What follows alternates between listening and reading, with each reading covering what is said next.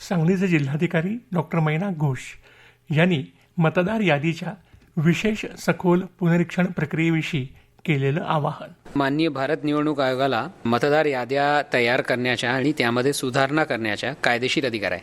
माझं एकही आव्हान आहे की प्रत्येक BLO जे आमचे आहे घरोघरी भेट देत आहेत आणि फिलअप केलेले जे एन्युमरेशन फॉर्म आहे ते कलेक्ट करत आहेत. ते माझे सगळे सांगलीकरशी विनंती आहे की आपण सगळे आपले जे प्राप्त झालेले जे एन्युमरेशन फॉर्म आहे त्यांचे सगळे बाबी ज्या ज्या माहिती आपल्याकडे उपलब्ध आहे ते अचूकपणे एन्युमरेशन फॉर्म मध्ये आपण भरा आणि BLO आपल्या घरी भेट दिल्यानंतर आपण ते भरलेला एन्युमरेशन फॉर्म त्यांच्या हाती एकदा पुन्हा खात्री करून त्यांच्या हाती द्यावी, जेणेकरून आपल्या नाव आपली अचूक माहिती येणारा जे यादी तयार होणार आहे ते यादीमध्ये अचूकपणे तो नाव जे आहे समाविष्ट केली जाईल. फक्त एकच आहे की कोणी जे आहे याच्यामध्ये एन्युमरेशन फॉर्म BLOंकडे द्यायला ते विसरू नका, कारण आपल्या जर एन्युमरेशन फॉर्म BLOंकडे जर प्राप्त नाही झाले तर आपल्या नाव जे आहे पुढील मतदार यादीमध्ये येण्यामध्ये प्रॉब्लेम होईल. कदाचित ते नाव बाद पण पडू शकतात. तर भारत निवडणूक आयोगाच्या जे ध्येय आहे की एकही जेन्युइन मतदार या SIR कडून ते त्यांचे नाव वगळले जाणार नाही, या जे हेतू आहे याला थोडा आम्ही मदत करू, याला अजून शक्ती देऊ आणि थोडा इनिशिएटिव्ह लोकांकडून येणे अपेक्षित आहे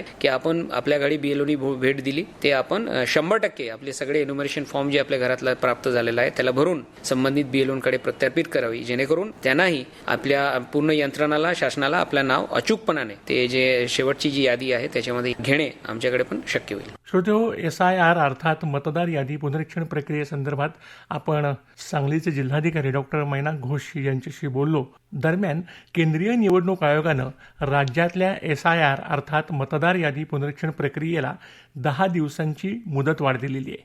अलीकडील अतिवृष्टीच्या पार्श्वभूमीवर राज्याच्या मुख्य निवडणूक अधिकाऱ्यांनी केलेल्या विनंतीनंतर आयोगानं हा निर्णय घेतला. BLO अर्थात मतदान केंद्रस्तरीय अधिकारी 29 जुलैऐवजी 8 ऑगस्टपर्यंत गृहभेटी करू शकतील. प्रारूप मतदार याद्या 5 ऑगस्टऐवजी 17 ऑगस्टला प्रसिद्ध होतील. त्यावर 16 सप्टेंबरपर्यंत दावे आणि हरकती दाखल करता येतील. हे दावे आणि हरकती 15 ऑक्टोबरपर्यंत निकाली काढल्यानंतर 19 ऑक्टोबरला अंतिम मतदार यादी प्रसिद्ध होईल.